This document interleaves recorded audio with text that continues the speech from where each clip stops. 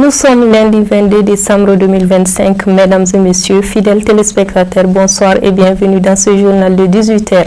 À la une de l'actualité nationale, la coordination des associations de groupements commerçants détaillants organise une foire d'exposition de fin d'année qui s'étend jusqu'au 2 janvier 2026.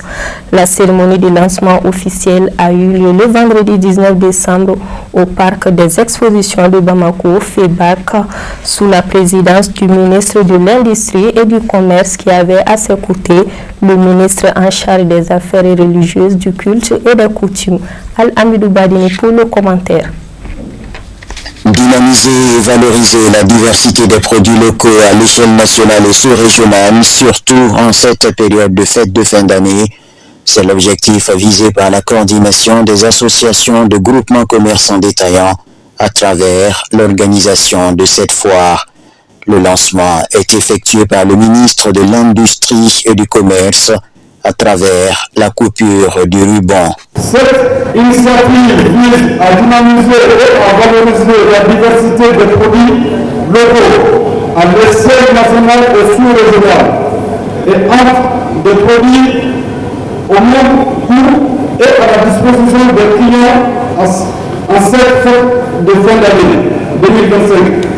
En outre, elle permet la population de Bamako et environ de se recueillir pendant la fête de fin d'année. Prennent part à cette foire de fin d'année des exposants de l'espace AES et de plusieurs autres pays. On a lancé l'appel à tous les commerçants détaillants, ils ont répondu favorablement. Vous avez vu. Et maintenant, le deuxième appel, on lance les populations de Bamako, surtout les fins d'année. Et avant que tu rentres au marché, tout, il faut venir ici. Tout ce que tu veux, vous allez trouver ici. On a mené toutes les choses. Donc, vu la situation du pays aussi, on a essayé de diminuer le prix des marchandises pour que les gens vont fêter vraiment en beauté et en ambiance. C'est pour cela, vraiment, nous on est très contents ce soir. Parce qu'il y a beaucoup de pays qui sont là. Il y a Chine, il y a Turquie, il y a Burkina, il y a Niger, il y a Sénégal, il y a Congo. Cela veut dire que tout ce que vous voulez acheter, vous pouvez venir ici pour venir acheter. Dans son discours d'ouverture, le ministre de l'Industrie a salué l'initiative de la coordination des associations de groupements commerçants détaillants.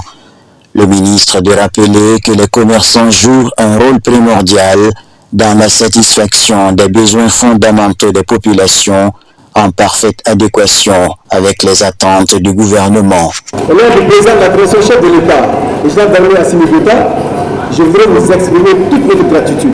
En effet, le président de la Direction chef de l'État, le général d'armée Assimi Goïta, dans la lettre de cadrage qui a été adressée au Premier ministre, chef du gouvernement, le général de division Ablaye Maïga, dans son axe 3, a mis la satisfaction des besoins fondamentaux des populations comme État une priorité du gouvernement. Et vous, les commerçants de Salah, vous avez un rôle extrêmement important à jouer dans la satisfaction des besoins fondamentaux des populations.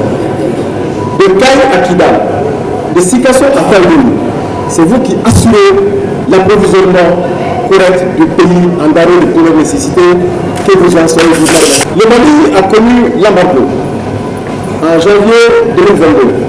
De janvier jusqu'à juin 2022. Mais malgré cette situation d'embargo qui s'est traduite par l'interdiction et la suspension du commerce avec le Mali, avec l'ensemble des pays membres de la CEDEAO et de l'UMOA, le Mali n'a pas eu faim. Les marchés ont été approvisionnés grâce à votre engagement, à votre détermination et à votre soutien au gouvernement. C'est ça aussi aujourd'hui que je veux reconnaître et c'est ça aussi que je voudrais saluer. Les membres de la coordination des associations de groupements commerçants détaillants ont saisi l'occasion pour décerner des attestations de reconnaissance à plusieurs personnalités. Célébration des 10 ans d'existence de l'association malienne pour la promotion de la citoyenneté le samedi 20 décembre 2025 à l'hôtel Colibri de Mayambougou. Cette cérémonie a réuni les membres de l'ANPC, les partenaires et les invités des marques afin de partager ces moments mémorables et échanger sur la vie de l'association. Cérémonie au cours de laquelle un accord a été scellé entre l'ANPC et l'association Sigida Yélin du Mali qui a parrainé la cérémonie. Reportage signé Kofne Bachili et Foussem Keita. Plus qu'une simple fête, c'était un moment fort, un événement rassembleur et riche en émotions. Cette cérémonie, marquant la fête d'anniversaire de l'Association malienne pour la promotion de la citoyenneté, était l'occasion de resserrer les liens, de revivre les souvenirs communs, de rappeler les actions concrètes posées et d'imaginer ensemble les projets de l'avenir avec espoir. Le président de l'Association malienne pour la promotion de la citoyenneté a adressé ses chaleureux remerciements à tous ceux qui ont contribué au succès de ce 10e anniversaire de la création de son association. Beaucoup créent des associations pour des objectifs bien précis. Rares sont ceux qui font au moins 1 année ou 2 ans. On a réussi à faire 10 ans, donc je tiens quand même à saluer les membres fondateurs. Certains qui étaient là, il y en a qui sont découragés, il y en a qui nous ont abandonnés. Mais nous les saluons, c'est grâce à eux que nous avons eu cette initiative. Nous avons mené beaucoup d'activités. Nous formons des jeunes sur la citoyenneté active, nous formons également des groupements de femmes sur la citoyenneté active. Nous avons également un projet Kalata Kunafoni, comme vous le savez, c'est un projet électoral. Pendant les élections, les jeunes ont beaucoup de difficultés, les gens ne veulent pas voter. Donc la mission elle est claire, sensibiliser les jeunes de faire un vote utile. Pas pour faire un choix, voter pour un candidat, mais de faire un vote utile, d'aller voter. Très souvent nous votons pour de l'argent, nous voulons éviter cela en sensibilisant les jeunes, les groupements de femmes et jeunes. Ensuite nous avons un projet d'accompagnement des élèves. Donc certains parents ont des difficultés à trouver des enseignants pour enseigner les enfants. Donc, au dire du président de l'association Sigida Yélin du Mali, non moins parrain de l'événement, cette association mérite son soutien et son accompagnement car, dit-il, son association partage avec l'ANPC les mêmes visions. C'est en ce sens qu'un accord de partenariat a été scellé entre les deux associations, marquant ainsi le début d'une franche collaboration pour l'intérêt commun de la nation. Vraiment, je suis très heureux aujourd'hui d'être le parrain du 10e anniversaire d'une belle association MPC, une association qui existe depuis 10 ans. Une association, pendant ces 10 ans-là, ils étaient là à travailler dans le cadre de l'éveil de conscience de la population malienne, surtout précisément la jeunesse malienne. Ils m'ont choisi comme parrain et je suis très ravi d'être le parrain et de les accompagner. Je les félicite et je les encourage aussi dans ce sens, de travailler dans ce sens, en ce qui concerne l'éveil de conscience de la jeunesse. Vous savez, une nation est basée sur sa jeunesse. Et si la conscience de sa jeunesse n'est pas du tout réveillée dans le bon sens, je pense qu'on ne va pas arriver au bout du tunnel. J'ai rencontré le président et après quelques analyses empiriques, tout de suite j'ai compris que nous sommes deux entités, nous sommes tenus contraints d'aller ensemble parce que nous avons les mêmes idéologies, nous avons les mêmes visions, les mêmes engagements. Donc raison pour laquelle on a jugé nécessaire de signer un partenariat de travail entre les deux associations. Comme le président l'a si bien dit, nous sommes pratiquement des associations jumelles. Nous avons des projets en commun, nous avons pratiquement les mêmes objectifs. Nous nous sommes dit qu'il est important qu'on fédère ces deux organisations, car l'union fait la force. Donc nous avons beaucoup de projets en perspective. Quant à la représentante de la directrice de l'ONG AFLED, marraine de la cérémonie, elle s'est dit heureuse du choix de la marraine avant de rassurer l'ANPC de l'appui de l'ONG. Vraiment, nous sommes très honorés d'être marraine de cet événement. Et aujourd'hui, je suis là, je prends la parole au nom de la directrice exécutive de l'ONG AFLED, Mme Dramé Mariam Diallo. AFLED existe depuis 2010 jusqu'à maintenant. Sa particularité se tient à la jeunesse de ses membres. Et voir que aussi il y a d'autres jeunes qui sont là au Mali pour la citoyenneté, pour l'éveil de conscience de la jeunesse. Donc nous sommes très fiers de les accompagner et on peut dire qu'ils peuvent toujours compter sur l'ONG. Au cours de la cérémonie, des attestations de fin de formation ont été décernées aux participants et ont bénéficié de la formation en leadership, création et gestion d'entreprise organisée par l'ANPC à l'endroit des jeunes. L'intermède musical assuré par des artistes chanteurs, tandis qu'un d'un sketch de sensibilisation en rapport avec la citoyenneté a émerveillé le beau public. Pour clore en apothéose la coupure du gâteau pour souffler les 10 ans d'existence de l'Association malienne pour la promotion de la citoyenneté. Actualité sur un tout autre plan, cérémonie de remise des chèques d'une valeur de plus de 9 millions de francs CFA du Fonds de soutien à l'emploi des jeunes à la 4e cohorte par la Fondation malienne pour l'entraide et le développement, dont le président du conseil d'administration est M. Moussa Mara. C'était le samedi 22 décembre 2025 au Conseil national du patronat du Mali, 6 à l'ACI 2000, en présence de plusieurs personnalités du pays. Lala Kouyaté et Baba Keïta y étaient pour Chérifra Télévision. Suivant. Cet engagement de M. Moussa Mara à travers sa fondation FMED envers les jeunes du Mali témoigne sa dynamique d'accompagner la jeunesse dans la réalisation de leurs projets de développement, mais aussi contribuer à réduire le taux de chômage dans le pays. Ce soutien significatif de plus de 9 millions de nos francs permettra de transformer le rêve de cette 4e cohorte en une réalité concrète. Cette cérémonie consacre une vision forte, audacieuse et profondément engagée. Celle d'un Mali qui croit en la jeunesse, celle d'un Mali qui investit dans l'initiative, celle d'un Mali qui transforme le potentiel en action. Cette vision, nous la devons à un homme de conviction, de courage et de vision, M. Moussa Mara. À travers le FONSEJ, M. Moussa Mara a fait le choix de l'autonomisation, de l'audace et du génie entrepreneurial de la jeunesse malienne. Il a fait le pari que les jeunes ne sont pas un problème à gérer, mais une solution à construire. Nous remercions également avec une profonde reconnaissance Monsieur le sénateur Abdul Karim Konaté, coordinateur du programme, ainsi que l'ensemble du staff de la FMED pour leur professionnalisme, leur engagement constant et leur travail de terrain remarquable.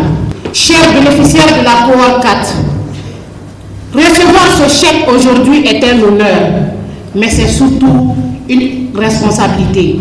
Ce financement est une opportunité rare, une opportunité de créer, d'innover, de bâtir, de transformer nos idées en entreprises solides et durables.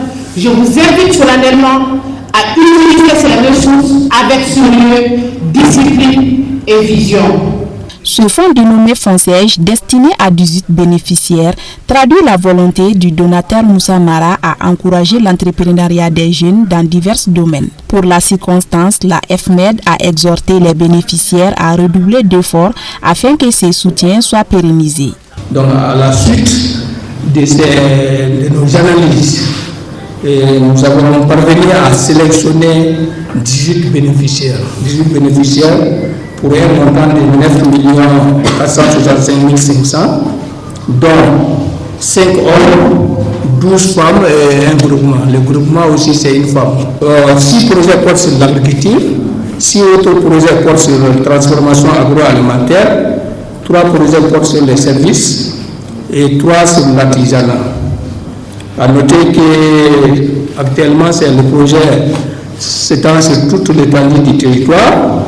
Donc nous avons reçu sur les 18, 8 de Bamako, 3 de Kouligoro, 2 de Guéna, 2 de Sikasso, 1 de Kita, un projet de Sang et un projet de Gao. Il faut savoir que la fondation est dirigée par un conseil d'administration et une coordination, dont le président du conseil d'administration est Moussa Mara, qui a voulu, comme on dit généralement,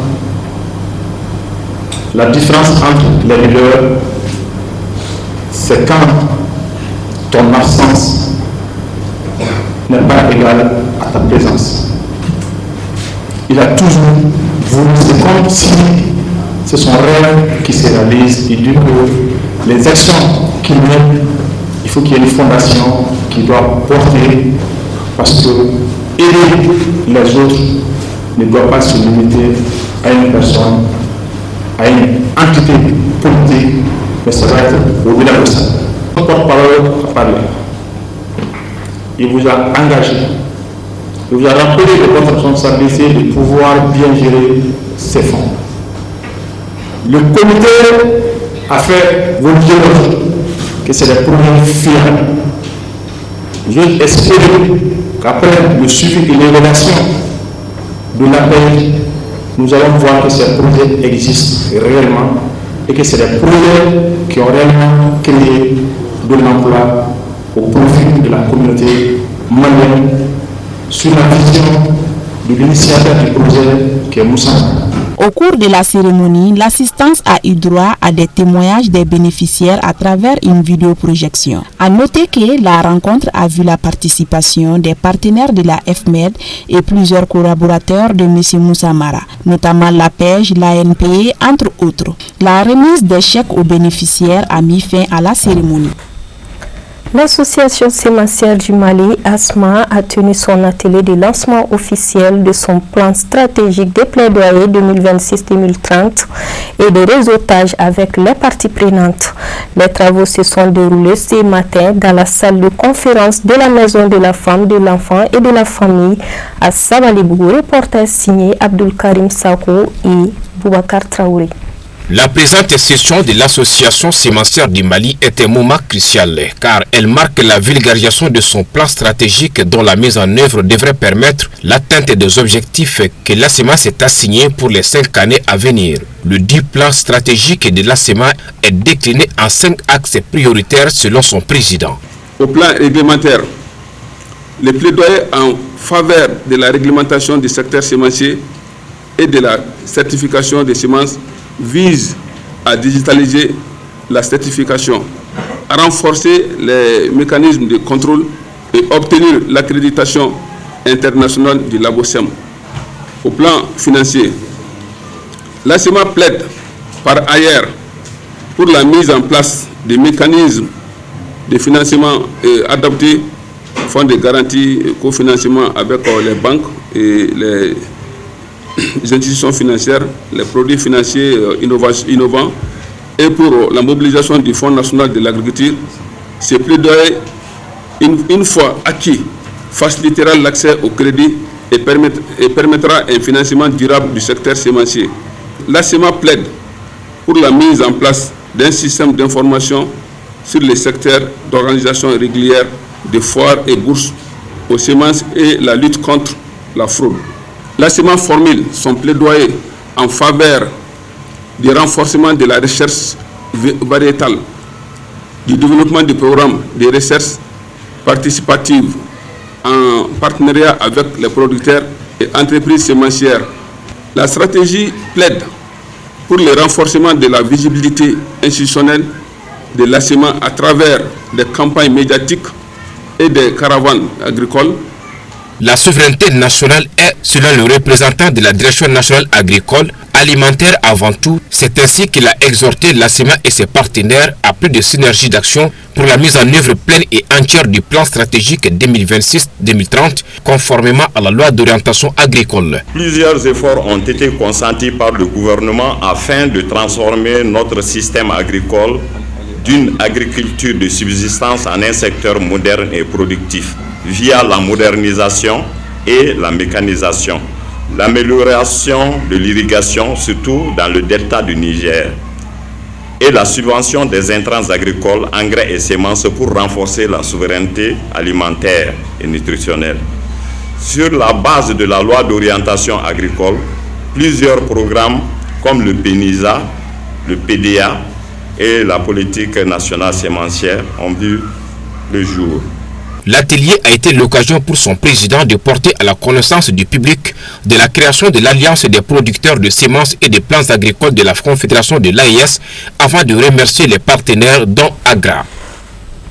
Actualité internationale à présent commentée par Moussa Fomba.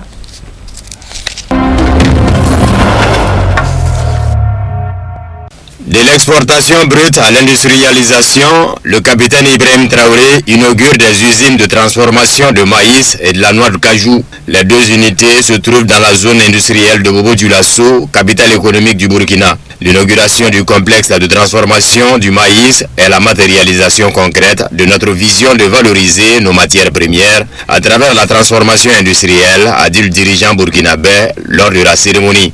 L'industrie, c'est ce qu'il faut au Burkina Faso et nous encourageons tout le secteur privé à emboîter le pas à ceux qui ont décidé de transformer nos matières premières, a déclaré Ibrahim Traoré. D'un coût d'investissement de 11 milliards de francs CFA, l'usine est capable de transformer 160 tonnes de maïs par jour et 12 tonnes de farine infantile par jour. L'usine de transformation de noix d'anacarde, Burkina Cajou, quant à elle, est capable de transformer sur place 150 000 tonnes de noix par an en offrant 1700 emplois directs et indirects. Le pays produit 250 000 tonnes de noix de cajou par an, mais plus de 90% sont exportés bruts, a indiqué le dirigeant burkinabé. L'ambition, c'est de faire en sorte que nous transformions nous-mêmes et de donner de l'emploi à notre population, a-t-il souligné. D'un coût total de 9,7 milliards de francs CFA, l'usine a été financée par l'État à 25%.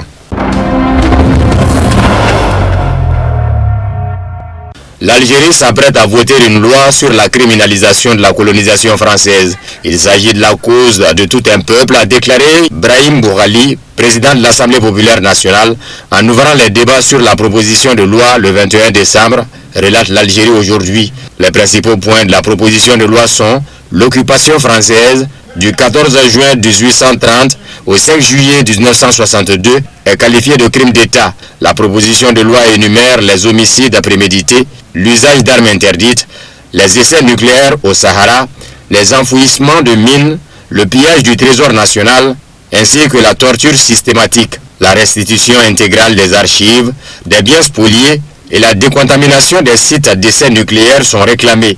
Le texte prévoit des peines allant de 5 à 10 ans de prison et des amendes pouvant atteindre 1 million de dinars pour les actes émanant d'un citoyen algérien glorifiant le colonialisme français.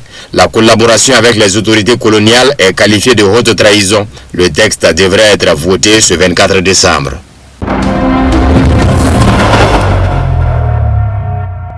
Le président américain Donald Trump a nommé le gouverneur de la Louisiane, Jeff Landry, envoyé spécial des États-Unis au Groenland. Jeff comprend l'importance cruciale du Groenland pour notre sécurité nationale et défendra avec vigueur les intérêts de notre pays pour la sûreté, la sécurité et la survie de nos alliés et même du monde entier, a écrit Trump sur la plateforme Truth Social. Le 13 mars, Trump a déclaré que les États-Unis annexeraient le Groenland, territoire autonome du Danemark. Le dirigeant américain a répété à maintes reprises que le Groenland devait devenir une partie des États-Unis. Il a menacé d'imposer des droits de douane élevés au Danemark si ce dernier ne cédait pas l'île. Déjà, lors de son premier mandat, Trump avait proposé d'acheter le Groenland. Le Danemark et le Groenland avaient rejeté cette proposition. En 1951, Washington et Copenhague, outre leur engagement d'alliés au sein de l'OTAN, ont signé le traité de défense du Groenland. Au terme de ce traité, les États-Unis se sont engagés à défendre l'île contre toute agression. Le président français Emmanuel Macron, en renonçant à l'idée d'exproprier les avoirs russes gelés, a trahi le chancelier allemand Friedrich Merz, a rapporté le Financial Times, citant une source diplomatique. Macron a trahi Merz et il sait qu'il devra en payer le prix, a déclaré un haut diplomate européen ayant connaissance directe des discussions de jeudi. Vendredi, le Financial Times, citant un diplomate européen, a indiqué que la France et l'Italie avaient joué un rôle déterminant dans le refus de la Commission européenne d'exproprier les avoirs russes gelés. Macron et Meloni doutaient que leurs parlements respectifs soutiennent ce projet. Le sommet de l'Union européenne n'est pas parvenu à un accord sur l'expropriation des avoirs russes gelés sous couvert d'un prêt de réparation à Kiev. Il a été décidé d'accorder à l'Ukraine un prêt sans intérêt de 90 milliards d'euros financé par chaque État membre. Même après le dépôt d'une plainte par la Banque centrale de Russie contre Euroclear et l'avertissement de l'agence de notation Fitch concernant une possible dégradation de la note d'Euroclear, le chancelier allemand avait persisté dans sa voie, indique un média allemand. Les faits ont accablé Merz et la présidente de la Commission européenne, Ursula von der Leyen, qui a toutefois commencé à prendre ses distances avec lui lorsqu'il est devenu évident que le chancelier était isolé en Europe. Le chancelier a fait un mauvais pari et a échoué de ce fait, ajoute ce média.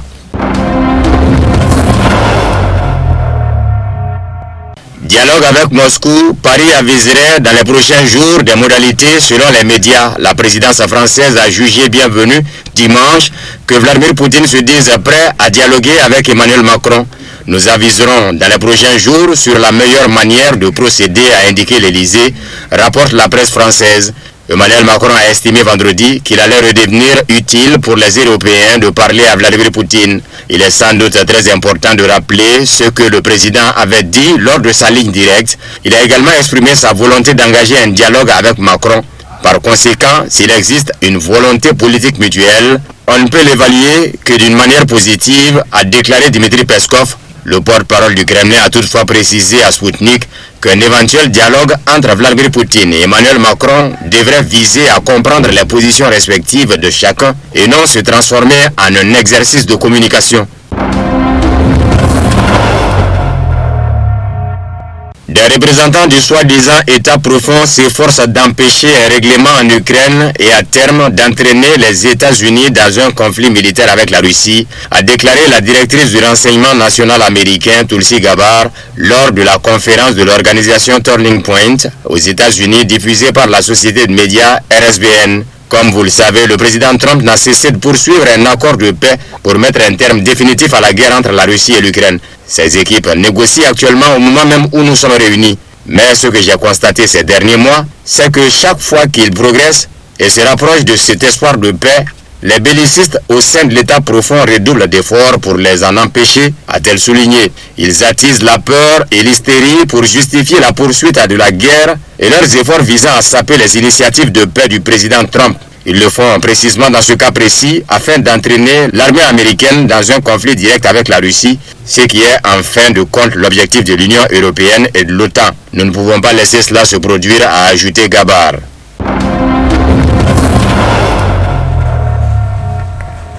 Fin de cette édition d'information. Merci à vous de l'avoir suivi. Bonne soirée en compagnie de nos programmes.